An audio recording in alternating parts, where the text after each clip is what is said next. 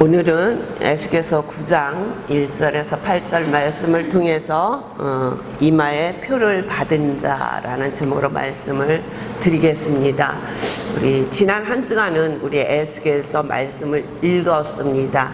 좀 어려우시지 않습니까? 에스겔서? 그래도 이게 이렇게 한 번씩 성경 전체 통독을 하면서 읽어가니까 빼먹지 않고 읽으니까 또 이번에 읽을 때는 좀 수월하지 않습니까? 작년에 읽으실 때보다 유대인들도 자녀들을 교육할 때 이 에스겔서를 가장 마지막에 교육을 한다고 합니다. 그러니까 어려운 책이라는 거죠. 에스겔이라는 이름은 하나님은 강하시다, 하나님은 강하게 하신다라는 뜻이 있습니다. 남유다는 바벨론의 포로가 되죠. 1차 포로가 BC 605년도에 1차 포로가 잡혀갑니다. 그때 우리가 잘 아는 누가 갑니까? 다니엘과 세 친구요. 저 다니엘서를 기록한 다니엘이 갑니다. 또 그 후로 한 8년쯤 후에 2차 포로로 잡혀가는데 이때 에스겔이 여호야긴 왕과 함께 잡혀갑니다. 그때는요, 많은 인원이 바벨론의 포로로 갑니다. 뭐 정말 지도자들도 많이 가고요, 장인들, 대장장이, 뭐 기술을 가지고 있는 많은 사람들이 한 10,000명 정도가 포로로 잡혀갔습니다. 이 오늘 에스겔서는 그 후에 잡혀간 후에 5년 있다가 하나님께서 에스겔에게 말씀을 하시는 거예요. 우리 1장으로 한번 가봐요. 1장 1절에서 3절까지 우리 함께 봉독하겠습니다. 1장 1절에서 3절 시작. 제30년 4월 5일에 내가 그발강가 사로잡힌 자 중에 있더니 하늘이 열리며 하나님의 이상을 내게 보이시니 여호야긴 왕의 사로잡힌 지 5년 그달 5일이라. 갈대아 땅 그발 강가에서 여호와의 말씀이 부시의 아들 제사장 나 에스겔에게 특별히 임하고 여호와의 권능이 내 위에 있느니라. 아멘. 하나님께서 에스겔을 부르시는 거예요. 언제? 5년 있다가 잡혀간 지 5년 후에 그를 그발 강가에, 바벨론 그발 강가에서 많은 사람들이 그곳에 앉아서 여호와의 은혜를 묵상하면서 그렇게 지냈다고 합니다. 그때 하나님께서 에스겔에게 말씀하시는 거예요. 에스겔은 보니까 오늘 3절에 보니까 부시의 아들, 그 아버지가 제사장이고 에스겔도 제사장이라는 얘기예요. 30세가 되었다는 것은 예루살렘에 있었으면 예루살렘 성전에서 제사를 집례할 수 있는 나이예요. 그러니까 25살에 그가 붙들려 가고 30살이 되었을 때 그발 강가에서 무엇을 생각했을까? 에스겔이요, 내가 지금 예루살렘에 있었다면 지금부터 나는 여호와의 성전에서 하나님 앞에 제사를 지내는 그 일을 할 수 있을 텐데 하는 마음으로 그발 강가에 있었을 것입니다. 그럴 때 하나님께서 에스겔에게 큰 권능으로 임하시는 것을 볼 수 있어요. 그에게 하나님께서 말씀하시는데 예루살렘에 임박한 심판이 임박하여졌다고 경고하라고 그렇게 말씀을 하시는 거예요. 그러면서 에스겔에게 사명을 주세요. 파수꾼의 사명을 주시는 거예요. 외치라는 거예요. 파수꾼은 뭐예요? 높은 데 올라가서 있다가 성을 지키고 있다가 적들이 쳐들어오면 가서 외치는 거예요. 지금 적이 오고 있다고. 그런데 에스겔에게 하나님이 이렇게 사명을 허락하여 주십니다. 이때 유다 예루살렘 땅에서는 누가 하나님의 말씀을 전하느냐면 우리가 전에 봤던 에레미야가 그 땅에서 눈물로 하나님의 말씀을 전하고 있을 때예요. 그때 에스겔에게는 이방 땅 바벨론 땅에 와 있는 그들에게 하나님의 말씀을 전하라고 말씀하시는 거예요.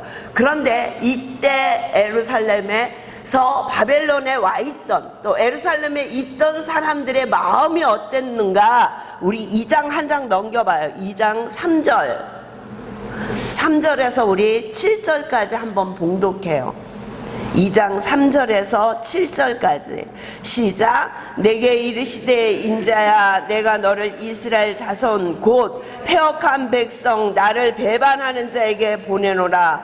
그들과 그 열조가 내게 범죄하여 오늘날까지 이르렀나니 이 자손은 얼굴이 뻔뻔하고 마음이 강팍한 자니라. 내가 너를 그들에게 보내노니 너는 그들에게 이르기를 주 여호와의 말씀이 이러하시다 하라. 그들은 패역한 족속이라. 듣든지 아니 듣든지 그들 가운데 선지자 있는 줄을 알지니라. 인자야 너는 비록 가시와 찔레와 함께 처하며 정갈 가운데 거할지라도 그들을 두려워 말고 그 말들을 두려워 말지어다. 그들은 패역한 족속이라도 그 말을 두려워 말며 그 얼굴을 무서워 말지어다. 그들은 심히 패역한 자라. 듣든지 아니 듣든지 너는 내 말을 고할지니라. 아멘. 뭐라고요? 그들은 패역한 자래요. 응? 하나님을 배반한 자래요. 그리고 뻔뻔하고 마음이 강팍한 자래요. 하나님의 말씀을 전하는데 그들이 들을 것이라고요? 아니요. 듣든지 아니 듣든지 전하라는 것은 아니 들을 것이라는 거예요. 근데 상관하지 말고 하나님의 말씀을 전하라는 거예요. 3장 7절에 보니까 이스라엘 족속은 이마가 굳고 마음이 강팍하여 내 말을 듣고자 아니하리니 뭐라고요? 하나님의 말씀을 듣고자 아니한다는 거예요. 돌처럼 단단한 마음이 돼서 하나님의 말씀을 전하는 하나님의 말씀을 듣지 않는다는 거예요. 그러니까 하나님께서 이후에 에스겔에게 너는 내가 하라는 말만 하라. 그리고 말을 못하게 하시는 거예요. 벙어리를 만들어 버리시는 거예요. 말을 전하되 듣든지 아니 듣든지 전하라고 하고 그들에게 에스겔을 통해서 그렇게 하나님의 말씀을 전해도 그들이 듣지 않으니까 하나님이 에스겔을 벙어리를 만드시면서 너는 내가 너에게 준 말만 하라. 그때만 입을 열어주세요. 그리고 희한한 행동을 하라고 말씀하시는 거예요. 4장에 보면 너는 좌편으로 누워서 390일을 있고 우편으로 누워서 40일을 지내라고 말씀하시는 거예요. 그리고 390일 동안은 곡식으로 떡을 만들어서 먹는데 하루에 228g만 먹으라는 거예요. 아주 소양이잖아요. 고기 200g이 1인분 아니에요? 그 고기 200g만 먹으면 배가 부르나요? 아니잖아요. 우리는 추가해서 더 먹고 밥도 먹고 그래야 1인분이 되는 거잖아요. 근데 하루에 228g을 먹는 거예요. 그것도 곡식 7가지 곡식을 넣어서 가루를 만들어서 떡을 만드는 거예요. 그리고 구워요. 그리고 0.6리터의 물만 가지고 하루를 살라고 말씀을 하시는 거예요. 처음에는 이 가루를 어디다 구라고 말씀하냐면 인분, 사람의 똥에다 구라고 말씀하시는 거예요. 그러니까 에스겔이 자기는 도저히 그렇게 할 수 없다니까 새똥에 구워서 먹어라 이렇게 말씀하시는 거예요. 누워서 390일 동안 이렇게 하나님이 에스겔에게 그 모양을 하고 지내게 하신 것은 이 모습을 통해서 예루살렘이 포위되었을 때 어떤 형편이 될 것을 예고하시는 거예요. 이때는 에스겔이 말씀을 전할 때는 아직 예루살렘 성이 무너지지 않았어요. 그래서 바벨론의 포로로 간 자들도 예루살렘만 바라보는 거예요. 왜? 예루살렘에는 성전이 있기 때문에, 거기에는 하나님이 계시기 때문에, 거기는 하나님이 계시니까 자기네들이 어떠한 모습으로 살아도 하나님이 자기들을 지키실 거라고 아주 굳건한 믿음을 가지고 있었어요. 그 믿음, 그 배짱 좋은 믿음은 어디서 나왔는지 모르지만 그래서 그들도 예루살렘을 바라보고 있는 거예요. 예루살렘의 주민들도 어땠어요? 여기는 예루살렘에 성전이 있기 때문에 하나님이 계시기 때문에 망하지 않는다고 하면서 에레미야 말을 듣지 않는 거예요. 근데 예루살렘이 포위되면서 그들의 형편이 빵을 구울 새똥도 숯도 구할 수 없어서 인분에 구워 먹을 수밖에 없는 상황이 될 것이라는 것을 에스겔을 통해서 보여주시는 거예요.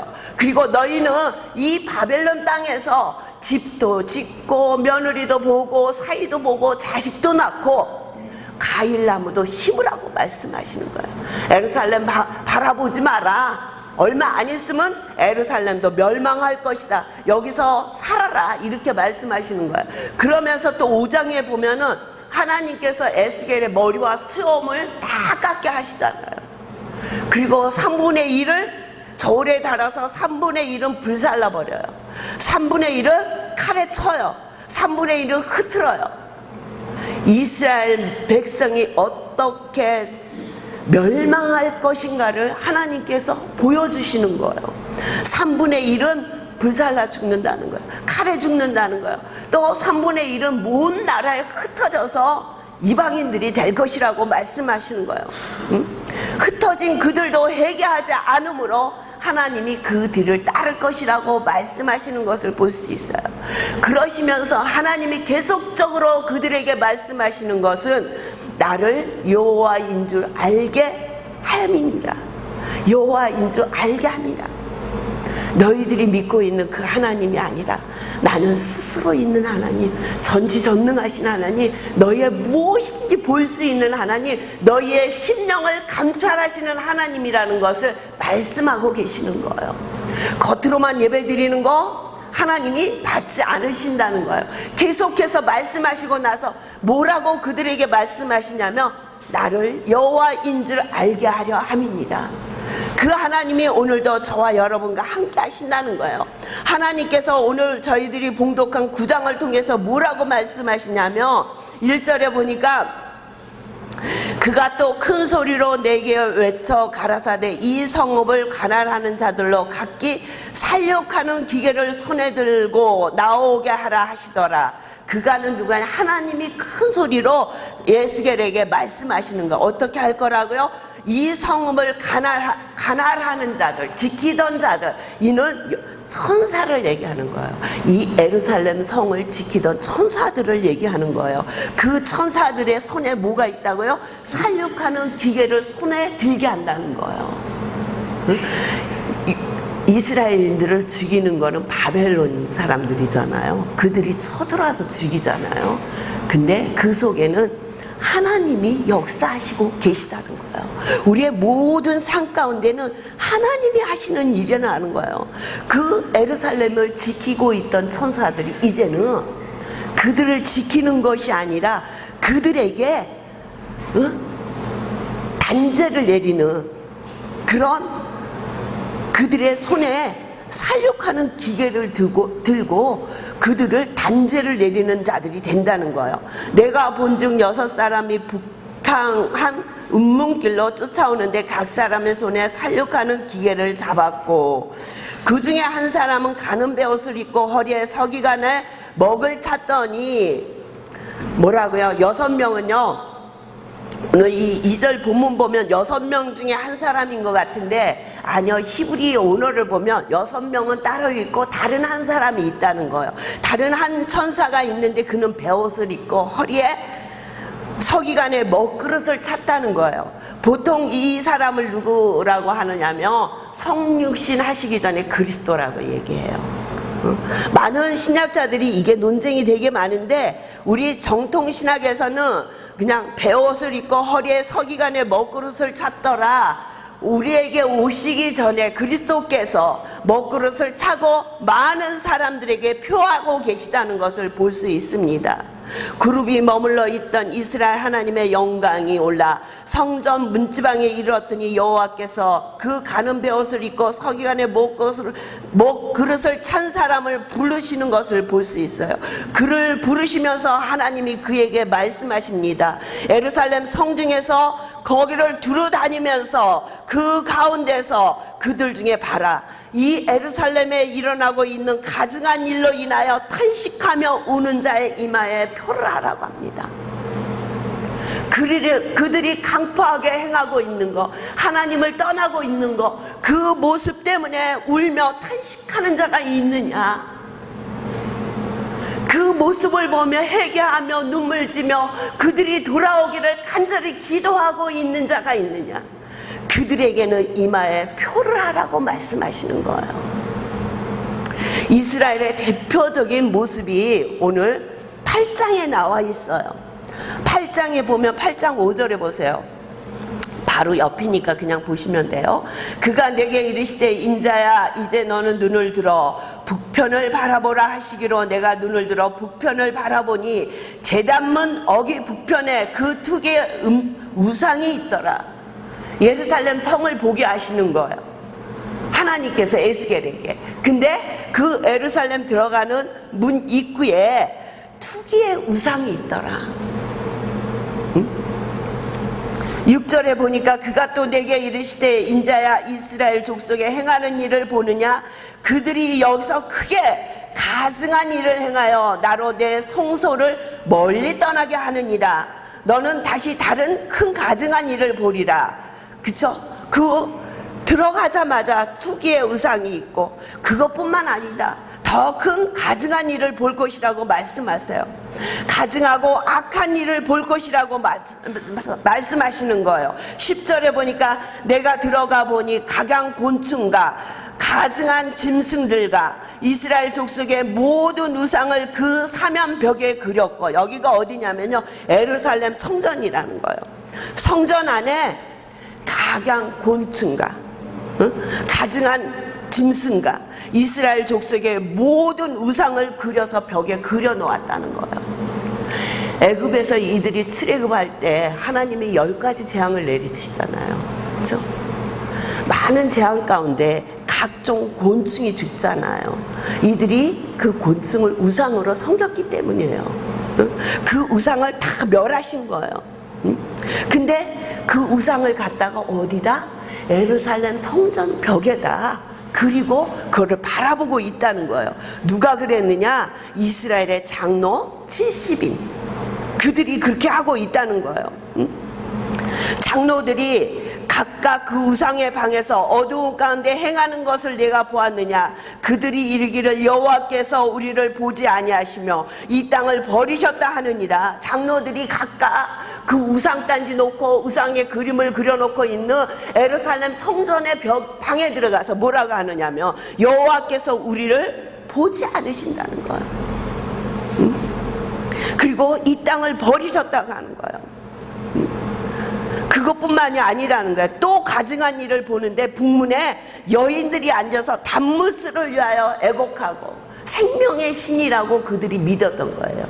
이 담무스는요, 책에 읽어보면 담무스 신에 나온 거 보면 부인 신한테 쫓겨서 죽어요.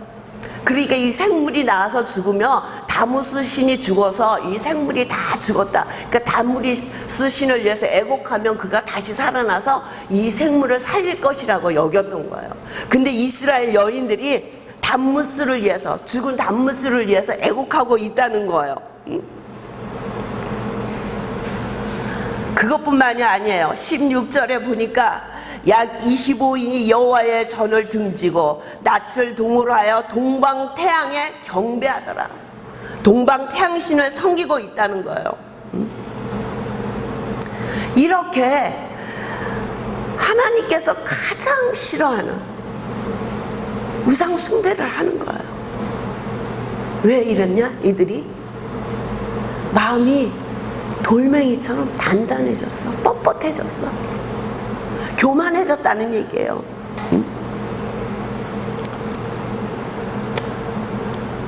너무도 하나님의 말씀을 가볍게 여기고 세상 것에 너무 많이 이들이 깊숙이 들어가 있다는 거예요.